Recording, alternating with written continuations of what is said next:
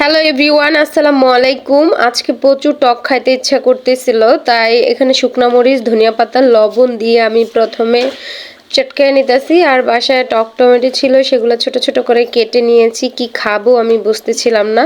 ফ্রিজের এক কোনায় একটুখানি তেঁতুল ছিল, কবে জানি মা দিছিল, সেগুলাই আমার মেয়েটা খুঁজে খুঁজে বের করে নিয়ে আসলো। আজকে প্রচুর পিনিক হচ্ছিল যে আমি একটু টক খাবো। যাই হোক, অবশেষে এই ভর্তাটা বানাতে আমি সক্ষম হলাম। ছোটবেলায় এগুলা অনেক খেতাম, ছোটবেলায় কি বড় হয়েও খেতাম, কিন্তু অনেক বছর ধরে এগুলো তেমন একটা খাওয়া হয় না। আজকে আবার খাবো, তো একটুখানি সরিষার তেল দিয়ে দিলাম, দিয়ে সুন্দর করে চটকায় চটকায় মাখায় নিলাম। খুব মজা হয়েছে, দেখতেই বুঝতেছো তোমরা, অনেক ইয়াম্মি।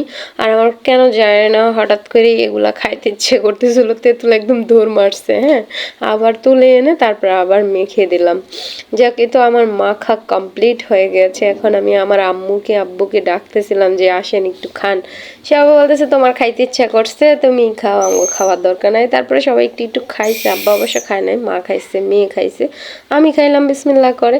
খুবই মজা হয়েছে, অনেক টেস্ট। দেখেন আমি একদম পাগলের মতো। তো যারা আমার ভিডিওটা দেখতেছো, তোমরা চাইলে এভাবে বানিয়ে খেতে পারো, খুব মজা লাগে। আর সবাই প্লিজ আমার পেজে ফলো দিয়ে, লাইক দিয়ে, ভিডিও শেয়ার করে দিও। সবাই ভালো থাকো, আমাদের জন্য দোয়া কইরো।